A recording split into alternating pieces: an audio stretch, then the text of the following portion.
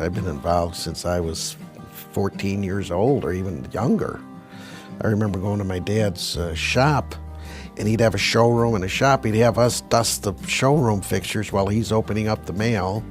And maybe my brother and I go out in the back and mess around back there in the shop, with the pipes and everything.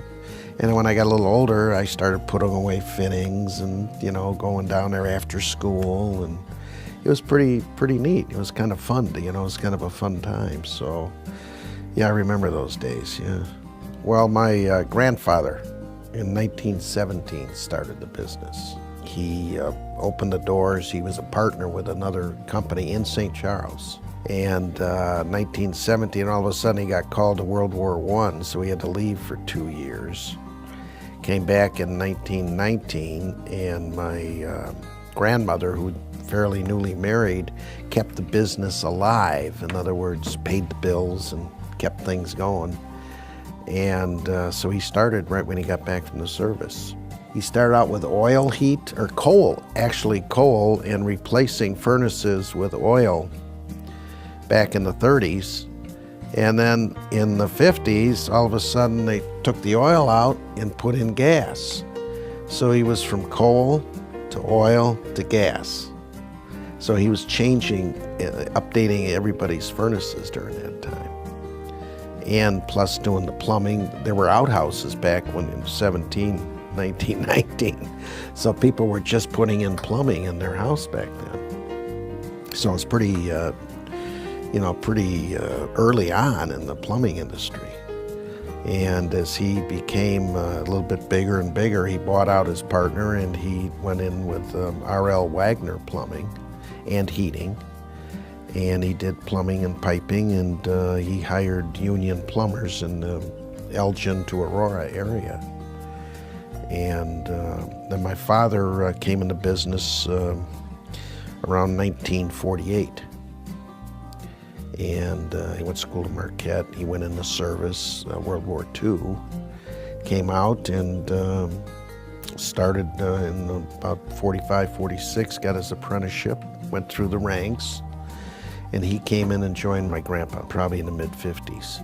And then he started working in the field, and then he came into the office. That's when all the schools were being built and all the factories were coming out here into the Fox Valley. We've been around here a long time. Community service, they've all been presidents of the State of Illinois Plumbing Contractors, St. Charles Chamber of Commerce. My grandfather, my father, and myself all done that over the years.